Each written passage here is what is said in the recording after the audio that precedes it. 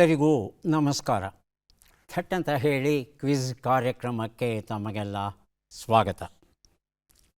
ಬದುಕಿನಲ್ಲಿ ನಾವು ಮಾದರಿ ಅಂತ ಆರಿಸಿಕೊಳ್ಳಬಹುದಾದ ವ್ಯಕ್ತಿತ್ವಗಳಲ್ಲಿ ಸರ್ ಎಂ ವಿಶ್ವೇಶ್ವರಯ್ಯ ಬಹಳ ಮುಖ್ಯರಾದವರು.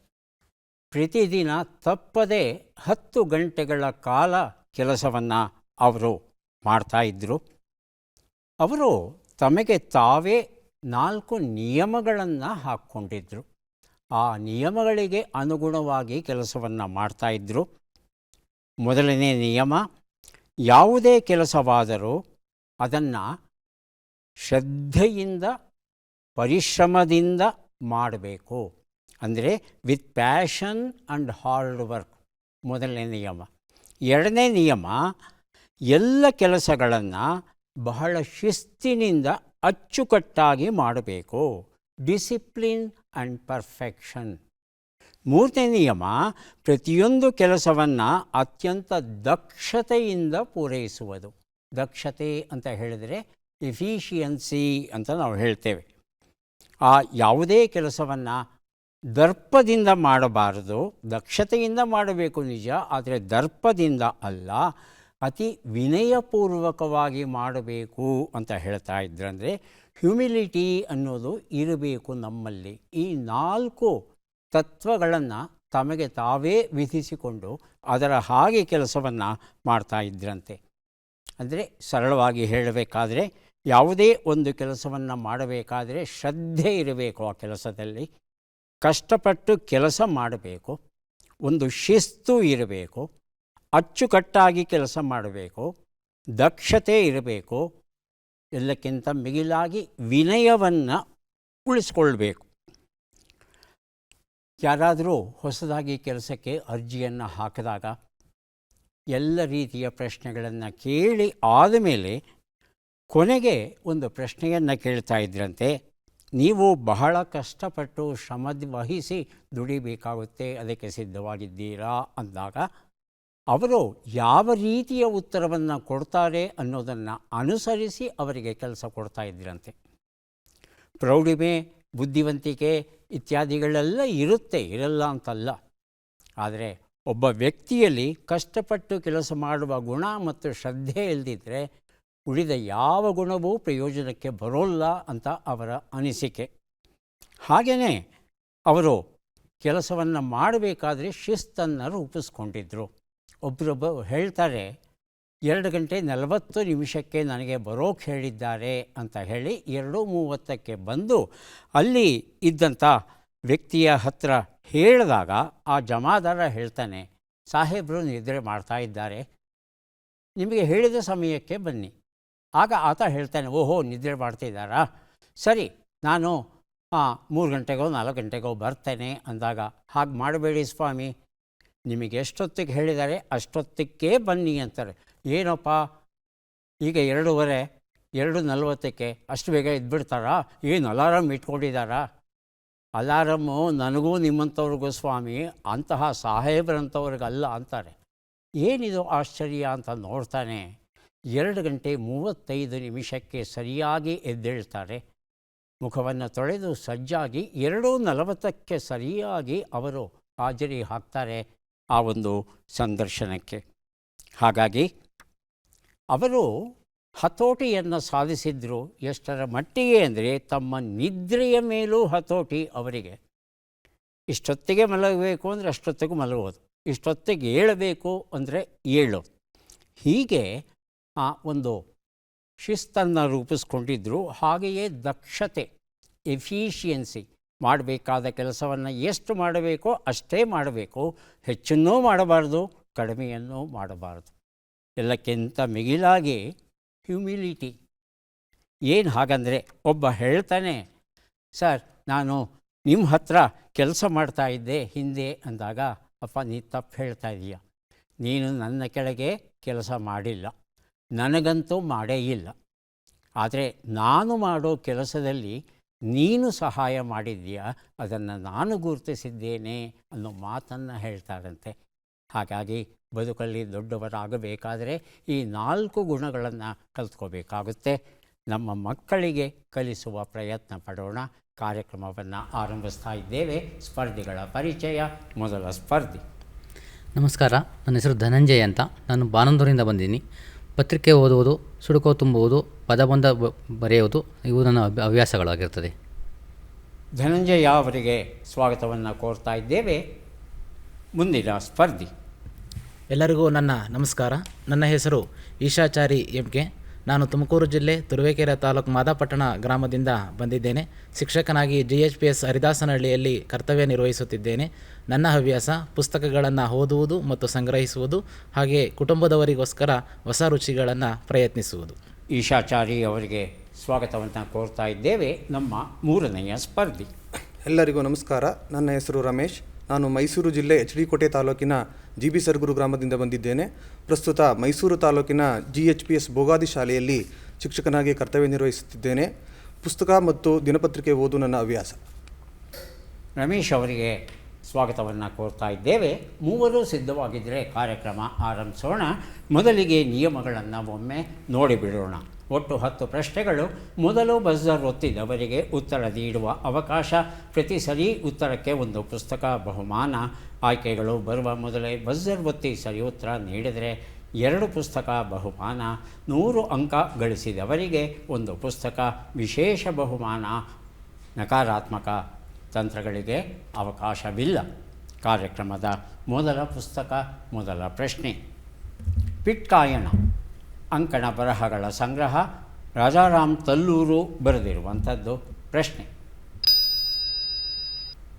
ಭಾರತೀಯ ಜಮೀನುದಾರರು ನೀಲಿ ಮರಗಳನ್ನು ಕಡ್ಡಾಯವಾಗಿ ಬೆಳೆಯಬೇಕು ಎಂಬ ಕಾನೂನನ್ನು ಬ್ರಿಟಿಷರು ತಂದರು. ಅದು ಯಾವುದು? ಬರೆದಿರುತ್ತಿದ್ದಾರೆ ರಮೇಶ್. ತೀನ್ ಖಾತಿಯ. ತೀನ್ ಖಾತಿಯ ಆಗಲಿ, ತೀನ್ ಖಾತಿಯ ಅಂತ ಹೇಳಿದ್ದೀರಿ. ಇನ್ಯಾರಾದರೂ ಹೇಳ್ತೀರಾ? ಆಯ್ಕೆಗಳನ್ನು ನೋಡೋಣವಾ? ಆಯ್ಕೆಗಳು: ತೀನ್ ಖಾತಿಯ ವ್ಯವಸ್ಥೆ, ಕೂಲಿ ಒಪ್ಪಂದ ವ್ಯವಸ್ಥೆ, ಖೇಡಾ ವರ್ದಿ ವ್ಯವಸ್ಥೆ, ದೋಹಾ ನಿಯಂತ್ರಣ. ಇನ್ಯಾರಾದರೂ ಉತ್ತರ ಕೊಡೋರಿದ್ದರೆ ಬಜರೊತ್ತಬಹುದು. ಹೇಳಿ ಧನಂಜಯ. ಖೇಡಾ ವರ್ದಿ ವ್ಯವಸ್ಥೆ. ಖೇಡಾದ ವರದಿ ವ್ಯವಸ್ಥೆ ಅಂತಿದ್ದಾರೆ. ಉತ್ತರವನ್ನು ನೋಡೋಣ. ಆದರೆ ಸರಿಯಾದ ಉತ್ತರ ತೀನ್ ಖಾತಿಯ ವ್ಯವಸ್ಥೆ ಆಗಿತ್ತು. ಏನು ತೀನ್ ಖಾತಿಯ ವ್ಯವಸ್ಥೆ ಅಂತ? ಒಬ್ಬ ವ್ಯಕ್ತಿಗೆ 1 ಎಕರೆ ಭೂಮಿ ಇತ್ತು ಅಂತ ಭಾವಿಸೋಣ. ಅದನ್ನು 20 ಭಾಗಗಳನ್ನಾಗಿ ವಿಂಗಡಿಸಬೇಕು. ವಿಂಗಡಿಸಿ ಈ 3 ಭಾಗದಲ್ಲಿ ಈ ನೀಲಿ ವೃಕ್ಷವನ್ನು ಬೆಳಿಬೇಕು. 10 ಎಕರೆ ಇದ್ದರೆ, 100 ಎಕರೆ ಇದ್ದರೆ, ಎಷ್ಟಿದ್ರೂ ಸರಿ 3 ಭಾಗವನ್ನು ನೀಲಿ ಮರ ಬೆಳೀಲೇಬೇಕು. ಸರ್ ನಮಗಿಷ್ಟ ಇಲ್ಲ, ಹಾಗೆಲ್ಲ ಹೇಳೋ ಹಾಗಿಲ್ಲ. ಬೆಳಿಲೇಬೇಕು. ಹೋಗಲಿ ಒಂದಷ್ಟು ಹಣ ಕೊಡಿ ಸರ್. ನೋ, ಇಲ್ಲ, ಹೇಳ್ತಿದ್ದೀನಿ, ನೀನು ಬೆಳಿ ಅಷ್ಟೆ. ಹೀಗೆ ದಬ್ಬಾಳಿಕೆಯಿಂದ ನೀಲಿ ಮರಗಳನ್ನು, ಇಂಡಿಗೋ ಆ ಬಣ್ಣ ಏನಿದೆ, ಬ್ರಿಟನ್ನಲ್ಲಿ ಭಾರೀ ಬೇಡಿಕೆ ಇರುತ್ತೆ. ಹಾಗಾಗಿ ಒತ್ತಾಯದಿಂದ, ಬಲವಂತದಿಂದ ಬೆಳೆಸ್ತಾರೆ ಈ ಒಂದು ಮರವನ್ನು. 1917ರಲ್ಲಿ ನಿಷೇಧವನ್ನು ಹೇರಲಾಗುತ್ತೆ. ಗಾಂಧೀಜಿಯವರು ಚಂಪಾರಣ್ ಸತ್ಯಾಗ್ರಹ ಅಂತ ಪ್ರಸಿದ್ಧವಾದದ್ದು ಈ ಒಂದು ವಿಷಯಕ್ಕೆ ಸಂಬಂಧಪಟ್ಟ ಹಾಗೆ. ಮುಸ್ಸಂಜೆಯ ಕಥೆಗಳು ಎನ್ನುವ ಪುಸ್ತಕ ಈಗ ಕೊಡ್ತಾ ಇದ್ದೇವೆ. ನಮ್ಮ ಪ್ರಶ್ನೆ: ಪಿಟ್ಕಾಯಣ ಪುಸ್ತಕ ಕೊಟ್ಟಿದ್ದೇನೆ. ಆಯ್ಕೆಗಳು ಬರೋಕ್ಕೆ ಮೊದಲೇ ಕೊಟ್ರಿ ಅಲ್ವಾ? ಇನ್ನೂ ಒಂದು ಪುಸ್ತಕ. ಮಲೆನಾಡಿನ ಮಳೆಗಾಲದ ಅತಿಥಿಗಳು, ಸುಮಾ ಸುಧಾಕಿರಣ ಬರೆದಂಥ ಪುಸ್ತಕ. 2 ಪುಸ್ತಕವನ್ನು ತಮಗೆ ಕೊಟ್ಟಿದ್ದೇವೆ. ಮುಸ್ಸಂಜೆಯ ಕಥೆಗಳು ಎನ್ನುವ ಪುಸ್ತಕ. ಉದಯ್ ಕುಮಾರ್ ಹಬ್ಬು ಇದನ್ನು ಬರೆದಿದ್ದಾರೆ. ನಮ್ಮ ಪ್ರಶ್ನೆ: ಕ್ರಿಸ್ತಶಕ 636ರಲ್ಲಿ ಕರ್ನಾಟಕದ ಯಾವ ಅರಸು ರಶೀಯುದ್ದೀನ್ ಖಲೀಫಾನನ್ನು ನೌಕಾಯುದ್ಧದಲ್ಲಿ ಸೋಲಿಸಿದ? ಆಯ್ಕೆಗಳನ್ನು ನೋಡೋಣ. ಇಮ್ಮಡಿ ದೇವರಾಯ, ವಿಷ್ಣುವರ್ಧನ, ಮಯೂರವರ್ಮ, ಇಮ್ಮಡಿ ಪುಲಿಕೇಶಿ. ಮೊದಲಿಗೆ ಧನಂಜಯ, ಆನಂತರ ರಮೇಶ್. ವಿಷ್ಣುವರ್ಧನ ಆಯ್ಕೆ 2. ರಮೇಶ್. ಇಮ್ಮಡಿ ಪುಲಕೇಶಿ. ಇಮ್ಮಡಿ ಪುಲಿಕೇಶಿ ಆಯ್ಕೆ 4. ಉತ್ತರವನ್ನು ನೋಡೋಣ. ಇಮ್ಮಡಿ ಪುಲಿಕೇಶಿ ಉತ್ತರ ಸರಿಯಾಗಿದೆ. ಮುಸ್ಸಂಜೆಯ ಕಥೆಗಳು ಎನ್ನುವ ಈ ಒಂದು ಪುಸ್ತಕವನ್ನು ಕೊಡ್ತಾ ಇದ್ದೀನಿ. ರಶೀಯುದ್ದೀನ್ ಖಲೀಫಾ ತನ್ನ ಸಾಮ್ರಾಜ್ಯವನ್ನು ವಿಸ್ತರಿಸೋಕೆ ಹೊರಟಿರ್ತಾನೆ. ಹಾಗಾಗಿ ಅವನು ಸಮುದ್ರವನ್ನು ದಾಟಿ ಭಾರತದ ಮೇಲೂ ದಂಡೆತ್ತಿ ಬರಬೇಕು ಅಂತ ಥಾಣೆ ಪ್ರದೇಶಕ್ಕೆ ಬಂದು ಅಲ್ಲಿ ಲಗ್ಗೆ ಹಾಕ್ತಾನೆ. ಆ ಒಂದು ಪ್ರದೇಶದಲ್ಲಿ ರಾಷ್ಟ್ರಕೂಟರ ಸೈನ್ಯ, ನೌಕಾಸೇನೆ ಸಿದ್ಧವಾಗಿರುತ್ತೆ. ಘೋರ ಯುದ್ಧ ನಡೆಯುತ್ತೆ. ಯುದ್ಧ ನಡೆದಾಗ ಪುಲಿಕೇಶಿ ಯುದ್ಧದಲ್ಲಿ ಆ ಮುಸ್ಲಿಮರನ್ನು ಹೊಡೆದು ಓಡಿಸ್ತಾನೆ. ಇದು ಮೊದಲ ಉದಾಹರಣೆ. ಮೊದಲ ಬಾರಿಗೆ ದಂಡೆತ್ತಿ ಬಂದ ಮುಸ್ಲಿಮರನ್ನು ಗೆಲ್ತಾನೆ ಇಮ್ಮಡಿ ಪುಲಿಕೇಶಿ. ಇನ್ನೊಬ್ಬ ಪುಲಿಕೇಶಿ ಬರ್ತಾನೆ ಇತಿಹಾಸದಲ್ಲಿ. ಕ್ರಿಸ್ತಶಕ 738ರಲ್ಲಿ ಒಂದು ಯುದ್ಧ ನಡೆಯುತ್ತೆ. ಗುಜರಾತ್ ಮತ್ತು ರಾಜಸ್ಥಾನದ ಮೂಲಕ ಉಮಯ್ಯಾದ್ ಖಲೀಫಾ ಅಂತ ಎರಡನೇ ಖಲೀಫಾ ಅವನು ಆಕ್ರಮಣ ಮಾಡೋಕ್ಕೆ ಬರ್ತಾನೆ. ಆಗ ಅವನಿಜಾಶ್ರಯ ಪುಲಿಕೇಶಿ ಅಂತಕ ಪುಲಿಕೇಶಿ ವಂಶಕ್ಕೆ ಸೇರಿದವನು ಅವನು ಯುದ್ಧ ಮಾಡಿ ಎರಡನೇ ಬಾರಿಗೂ ಮುಸ್ಲಿಮರನ್ನು ಓಡಿಸ್ತಾನೆ. ಮುಂದಿನ ಪುಸ್ತಕ ಅಪರಾಧಿ ನಾನಲ್ಲ ಕಾದಂಬರಿ, ಮಲ್ಲಿಕಾರ್ಜುನ ಕಕಮರಿ ಬರೆದಿರುವಂಥ ಕೃತಿ. ನಮ್ಮ ಪ್ರಶ್ನೆ ಈಗ ಬಂತು. ಪುಣೆ, ಜೋಧ್ಪುರ, ಭುವನೇಶ್ವರ ಮತ್ತು ಕೇರಳದಲ್ಲಿ ಯಾವ ಹೊಸ ಯೋಜನೆಯು ತಲೆ ಎತ್ತಲಿದೆ? ಆಯ್ಕೆಗಳನ್ನು ನೋಡೋಣ. Methane valley, CNG valley, hydrogen valley, oxygen valley. ಮೊದಲಿಗೆ ಧನಂಜಯ, ಆನಂತರ ಈಶಾ. CNG valley. ಆಯ್ಕೆ 2 CNG ವ್ಯಾಲಿ. CNG ವ್ಯಾಲಿ ಹೇಳಿ. ಆಯ್ಕೆ 1 ಮಿಥೇನ್ ವ್ಯಾಲಿ. ಮಿಥೇನ್ ವ್ಯಾಲಿ ಉತ್ತರವನ್ನು ನೋಡೋಣ. ಸರಿಯಾದ ಉತ್ತರ ಹೈಡ್ರೋಜನ್ ವ್ಯಾಲಿ ಆಗಿತ್ತು. ನ್ಯಾಷನಲ್ ಗ್ರೀನ್ ಹೈಡ್ರೋಜನ್ ಮಿಷನ್ ಅಂತ ಒಂದು ಹೊಸ ಪ್ರಯತ್ನ ಆರಂಭವಾಗಿದೆ. ಸೌರ ವಿದ್ಯುತ್ತು ಮತ್ತು ವಾಯು ವಿದ್ಯುತ್ತು ಇವೆರಡನ್ನು ಬಳಸ್ಕೊಂಡು ನೀರನ್ನು ರಾಸಾಯನಿಕವಾಗಿ ವಿದಳನ ಮಾಡ್ತಾರೆ, ಬೇರ್ಪಡೆ ಮಾಡ್ತಾರೆ. ನೀರನ್ನು ಬೇರ್ಪಡೆ ಮಾಡಿದ್ರೆ ನಮಗೆ ಹೈಡ್ರೋಜನ್ ಮತ್ತು ಆಕ್ಸಿಜನ್ ದೊರೆಯುತ್ತೆ. ಈ ಹೈಡ್ರೋಜನ್ನನ್ನು ಬಳಸಬೇಕು ಅನ್ನೋದು ಅವರ ಮೂಲ ಉದ್ದೇಶ. ಇದನ್ನು ಅವರು ಹೇಳ್ತಾರೆ ಗ್ರೀನ್ ಹೈಡ್ರೋಜನ್ ಅಂತ ಕರೀತಾರೆ. ಯಾಕೆ ಗ್ರೀನ್ ಅಂದರೆ ಇದು ಪರಿಸರಕ್ಕೆ ಯಾವುದೇ ರೀತಿಯಾದ ಮಾರಕವನ್ನು ಉಂಟು ಮಾಡೋಲ್ಲ. ಈ ಹೈಡ್ರೋಜನನ್ನು ಬಳಸ್ಕೊಂಡು ವಿದ್ಯುತ್ತನ್ನು ಉತ್ಪಾದನೆ ಮಾಡಬಹುದು ಅನ್ನೋದು ಅವರ ಆಸೆ. ಇದು ಒಂದು ವಿಧಾನ. ಎರಡನೆಯ ವಿಧಾನ, ಸಾವಯವ ವಸ್ತುಗಳನ್ನು ಚೆನ್ನಾಗಿ ಕೊಳೆಯಿಸಿ ಅದರ ಮೂಲಕವೂ ಗ್ರೀನ್ ಹೈಡ್ರೋಜನ್ ಪಡೆಯಬಹುದು. ಆದರೆ ಬಹಳ ಸೀಮಿತ ಪ್ರಮಾಣದಲ್ಲಿ ಮಾತ್ರ ಪಡೀಲಿಕ್ಕೆ ಸಾಧ್ಯವಾಗುತ್ತೆ. ಅಂಕಲ್ ಅಂತರಂಗ, HV Nataraj, GS Ramdev, N Ramnath ಬರೆದಂಥ ಪುಸ್ತಕ. ಪ್ರಶ್ನೆ: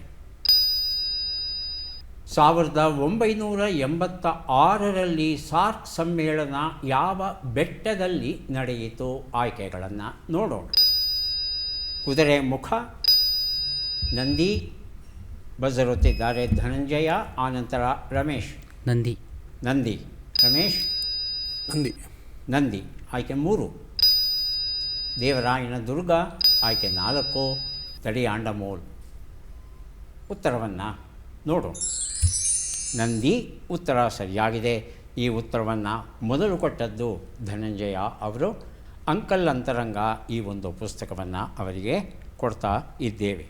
ನಂದಿ ಬೆಟ್ಟ ನಮಗೆಲ್ಲ ಗೊತ್ತಿರುವಂಥದ್ದೇ. ಆದರೆ ನಂದಿ ಬೆಟ್ಟ ಅನ್ನೋದು ಇತ್ತೀಚೆಗೆ ಇಟ್ಟಂಥ ಹೆಸರು. ಮೂಲ ಹೆಸರು ಆನಂದಗಿರಿ ಅಂತ ಹೇಳ್ತಾರೆ. ಕಲೋನಿಯಲ್ ಕಪ್ಪೇಜ್ ಮತ್ತು ಬೆಂಜಮಿನ್ ಹೇನ್ ಅಂತಕ್ಕಂಥ ಇಬ್ಬರು ಬ್ರಿಟಿಷರು ಬರ್ತಾರೆ. ಇಲ್ಲಿನ ಹವಾಮಾನವನ್ನೆಲ್ಲ ಅಧ್ಯಯನ ಮಾಡ್ತಾರೆ.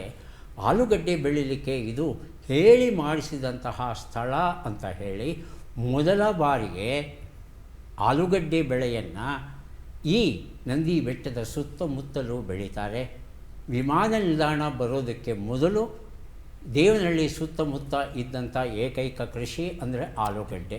ಅತ್ಯಂತ ಲಾಭದಾಯಕ ಕೆಲಸ ಆಗಿತ್ತು. ಆದರೆ ಯಾವಾಗ ವಿಮಾನ ನಿಲ್ದಾಣ ಆರಂಭವಾಯಿತೋ ಆಗ ಇಡೀ ಕೃಷಿ ನಿರ್ನಾಮವಾಯಿತು. ಎಲ್ಲರೂ ತಮ್ಮ ಭೂಮಿಯನ್ನು ಮಾರಾಟ ಮಾಡಿಕೊಂಡ್ರು. ಅದು ಬೇರೆ ವಿಚಾರ. ಕಂಪಿಸಿದ ದ್ವೀಪ, ಮೂಲ ಡಾಕ್ಟರ್ AK ಚಕ್ರವರ್ತಿ, ಕನ್ನಡಕ್ಕೆ ಶಶಿಧರ ವಿಶ್ವಾಮಿತ್ರ. ಪ್ರಶ್ನೆ: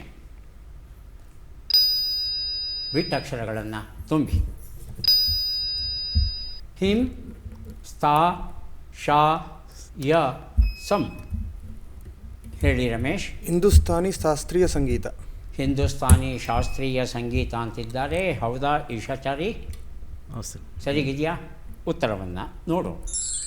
ಹಿಂದೂಸ್ತಾನಿ ಶಾಸ್ತ್ರೀಯ ಸಂಗೀತ ಉತ್ತರ ಸರಿಯಾಗಿದೆ. ಕಂಪಿಸಿದ ದ್ವೀಪ ಈ ಪುಸ್ತಕವನ್ನು ರಮೇಶ್ ಅವರಿಗೆ ಕೊಡ್ತಾ ಇದ್ದೆ. ಸಂಗೀತಗಾರರು ಹಾಸ್ಯ ಪ್ರಸಂಗಗಳು ಎನ್ನುವ ಪುಸ್ತಕ, ಸಂಕಲನ ಎಸ್ ಶಶಿಧರ್ ಅವರು. ಪ್ರಶ್ನೆ: ಈ ಕೆಳಗಿನ ಲೆಕ್ಕಗಳನ್ನು ಪೂರ್ಣಗೊಳಿಸಿ ಉತ್ತರಗಳನ್ನೆಲ್ಲ ಕೂಡಿ ಅಂತಿಮ ಉತ್ತರವನ್ನು ನೀಡಿ. ಲೆಕ್ಕಗಳು ಬಂದಿವೆ. 53 ಕೂಡು 39, 75 ಕಳೆ 43, 13 ಗುಣಿಸು 12, 950 ಭಾಗಿಸು 5.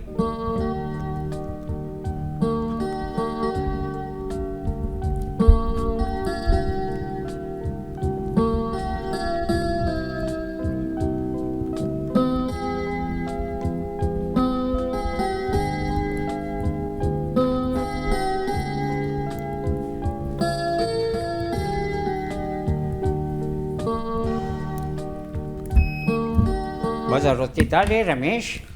470. 470 ಅಂತ ಹೇಳ್ತಾ ಇದ್ದಾರೆ. ಈಶಾಚಾರಿ, ಧನಂಜಯ 438. ಭಿನ್ನವಾದ ಉತ್ತರ. ಧನಂಜಯ ಇನ್ನು ಮಾಡ್ತಾ ಇದ್ದಾರೆ. ಉತ್ತರವನ್ನು ನೋಡ್ತಾ ಹೋಗೋಣ.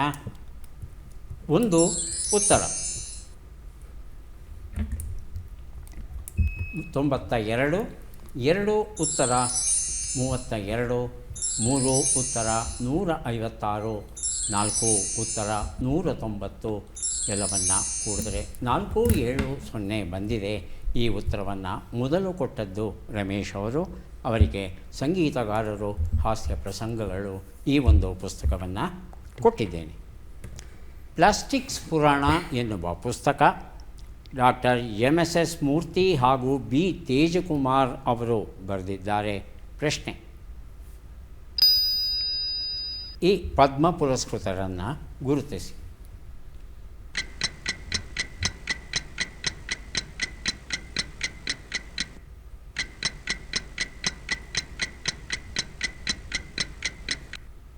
ಆಯ್ಕೆಗಳನ್ನು ನೋಡೋಣ. ಸತ್ಯಪಾಲ್ ಸಿಂಗ್, ಶ್ಯಾಮ್ ಬಿಹಾರಿ ಅಗರ್ವಾಲ್, ಸಂತರಾಮ್ ದೇಶ್ವಾಲ್, ಸುಭಾಷ್ ಕೇತುಲಾಲ್ ಶರ್ಮಾ. ಮೊದಲಿಗೆ ಧನಂಜಯ, ಸುಭಾಷ್ ಕೇತುಲಾಲ್ ಶರ್ಮಾ. ಸುಭಾಷ್ ಕೇತುಲಾಲ್ ಶರ್ಮಾ. ಆಯ್ಕೆ 4. ರಮೇಶ್. ಶ್ಯಾಮ್ ಬಿಹಾರಿ ಅಗರ್ವಾಲ್. ಆಯ್ಕೆ 2. ಉತ್ತರವನ್ನು ನೋಡೋಣ. ಸರಿಯಾದ ಉತ್ತರ ಸಂತರಾಮ್ ದೇಶ್ವಾಲ್ ಆಗಿತ್ತು. ಸಂತರಾಮ್ ದೇಶ್ವಾಲ್ ಅವರಿಗೆ ಈ ವರ್ಷ ಪದ್ಮಶ್ರೀ ಗೌರವ ದೊರೆತಿದೆ. ಇವರು ಹರಿಯಾಣ ರಾಜ್ಯಕ್ಕೆ ಸೇರಿದವರು. ಮೂಲತಃ ಉಪನ್ಯಾಸಕರಾಗಿದ್ದಾರೆ. ಲೇಖಕರು, ಸಂಪಾದಕರು, ಪತ್ರಕರ್ತರು ಆಗಿದ್ದಾರೆ. ಹಿಂದಿ ಸಾಹಿತ್ಯದಲ್ಲಿ ಅಪಾರ ಪರಿಶ್ರಮವನ್ನು ಪಡೆದಿರೋದ್ರ ಜೊತೆಗೆ ಹರಿಯಾಣ ಜಾನಪದ ಸಂಪತ್ತು ಏನಿದೆ ಅದನ್ನು ಇವರು ಕರತಲಾಮಲಕ ಮಾಡಿಕೊಂಡು ಅದನ್ನು ಜನಸಾಮಾನ್ಯರಿಗೆ ತಲುಪಿಸ್ತಾ ಇದ್ದಾರೆ. ಈ ಒಂದು ಹಿನ್ನೆಲೆಯಲ್ಲಿ ಇವರಿಗೆ ಪದ್ಮಶ್ರೀ ಗೌರವವನ್ನು ಕೇಂದ್ರ ಸರ್ಕಾರ ನೀಡಿದೆ. ಮುಂದಿನ ಪುಸ್ತಕ ಮತ್ತು ಪ್ರಶ್ನೆ ಡಾಕ್ಟರ್ TV ಚಂದ್ರಶೇಖರ್ ಬರೆದ ವೈದ್ಯ ಅರಿತ ಬದುಕಿನ ಸತ್ಯಗಳು ಎನ್ನುವ ಜೀವನಾನುಭವದ ಚಿಂತನೆಗಳ ಪುಸ್ತಕ. ಪ್ರಶ್ನೆ: ಈ ಅಕ್ಷರಗಳನ್ನು ಸರಿಯಾಗಿ ಜೋಡಿಸಿ. ಮಂ, ಮಾ, ಕ್ಯ, ನ, ಲಿ, ಗ, ನಿ, ಕೈ. ಹೇಳಿ ಧನಂಜಯ. ಮಂಗನ ಕೈಲಿ ಮಾಣಿಕ್ಯ. ಮಂಗನ ಕೈಲಿ ಮಾಣಿಕ್ಯ ಅಂತ ಹೇಳ್ತಾ ಇದ್ದಾರೆ. ಹೌದಾ ಈಶಾಚಾರಿ? ಹಾಂ ಸರ್, ಮಂಗನ. ಉತ್ತರವನ್ನು ನೋಡೋಣ.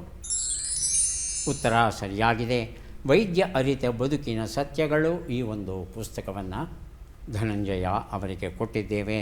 3 ಪುಸ್ತಕಗಳನ್ನು ಕೊಡುವಂಥ ಕ್ಷಣ ಈಗ ಬಂದಿದೆ. ಪದಬಂಧ ಸುಳುಹುಗಳನ್ನು ನೋಡೋಣ. ಬಟ್ಟೆಯೆಲ್ಲ ಅವ್ಯವಸ್ಥೆ, ಗೊಂದಲ, ಗೋಜಲು, ಬಾಯಿಗೆ ಬಂದಂತೆ ಮಾತಾಡು ಆಕಾಶ.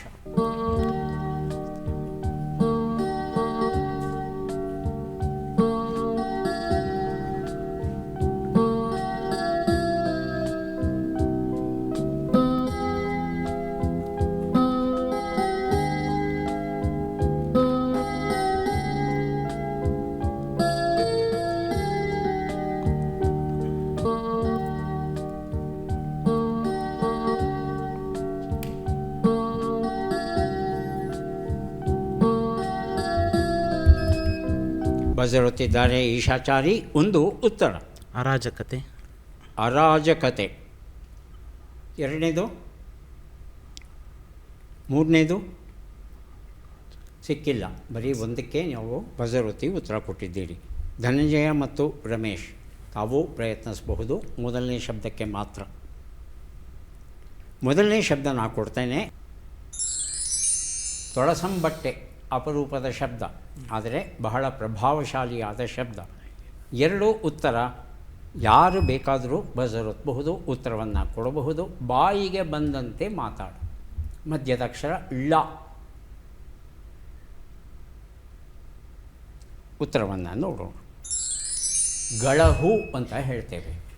ಮೂರು ಉತ್ತರ. ಆಕಾಶ. ಅಂಬರ. ಅಂಬರ. ಉತ್ತರವನ್ನು ನೋಡೋಣ. ಅಂಬರ ಉತ್ತರ ಸರಿಯಾಗಿದೆ. ಕಾವ್ಯ ಸಂಗೀತ ಪದಮಾಲೆ ಎನ್ನುವ ಪುಸ್ತಕವನ್ನು ಧನಂಜಯ ಅವರಿಗೆ ಕೊಟ್ಟಿದ್ದೇನೆ. ಕೊನೆಯ ಘಟ್ಟ ಚಟ್ಪಟ್ ಚಿನ್ಕುರಳಿ. 5 ಪ್ರಶ್ನೆಗಳು.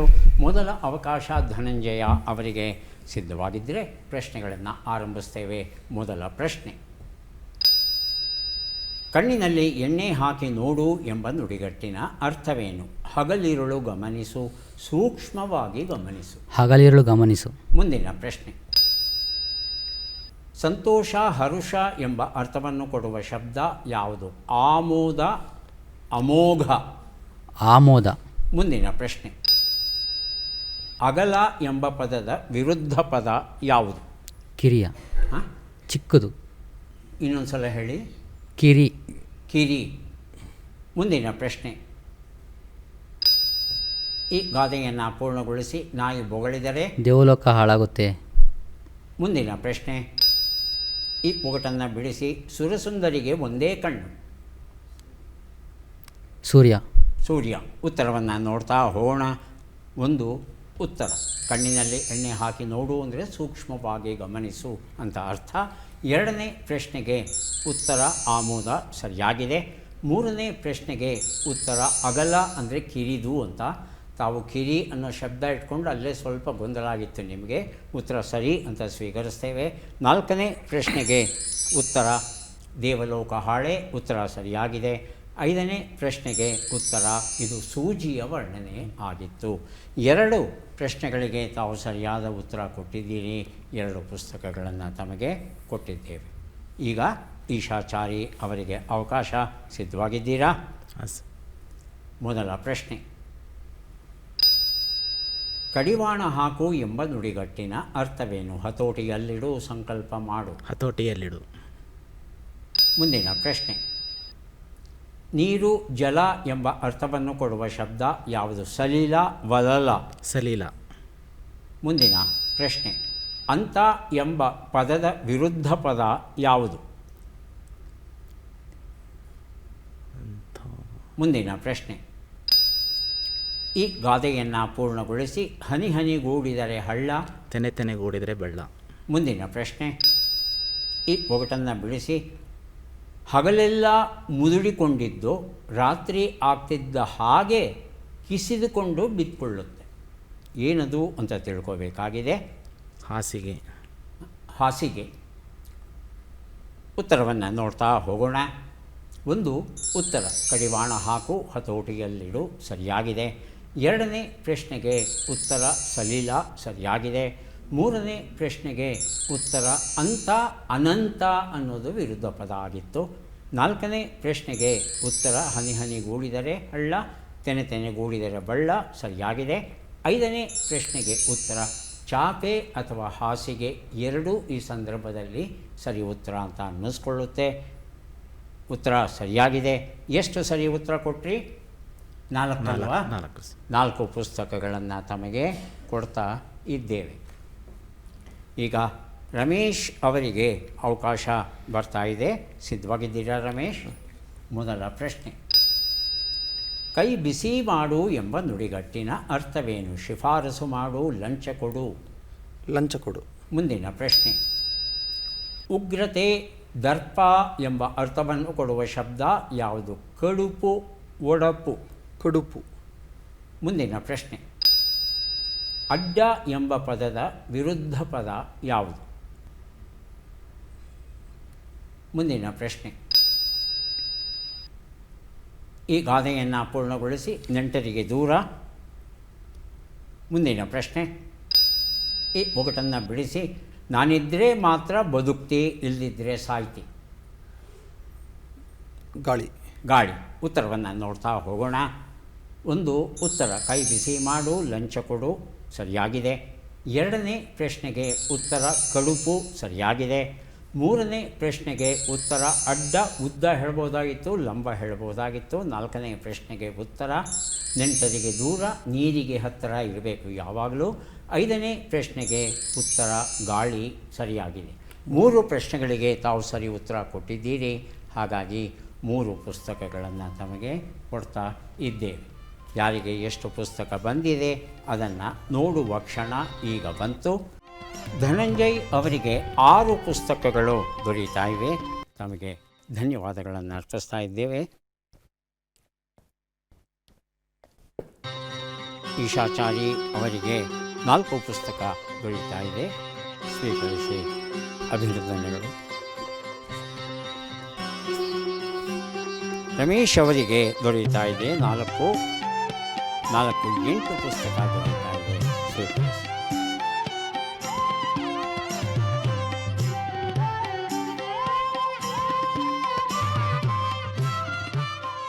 ಮೈಸೂರಿನ ಶ್ರೀಗಂಧ, ಆಸ್ಟ್ರೇಲಿಯಾದ ಶ್ರೀಗಂಧ. ಮೈಸೂರು ಶ್ರೀಗಂಧದಲ್ಲಿ 3.5% ಹಿಡಿದು 5% ತೈಲ ಸಿಗುತ್ತಂತೆ. ಅದೇ ಆಸ್ಟ್ರೇಲಿಯನ್ ಶ್ರೀಗಂಧ ತಗೊಂಡ್ರೆ 3% ಸಿಕ್ಕಿದ್ರೆ ಹೆಚ್ಚು ಕಡಿಮೆ 2% ಶ್ರೀಗಂಧ ತೈಲ ಸಿಗುತ್ತಂತೆ ಮೈಸೂರು ಶ್ರೀಗಂಧದಲ್ಲಿ. ಮತ್ತೆ ಭೇಟಿಯಾಗೋಣ. ನಮಸ್ಕಾರ.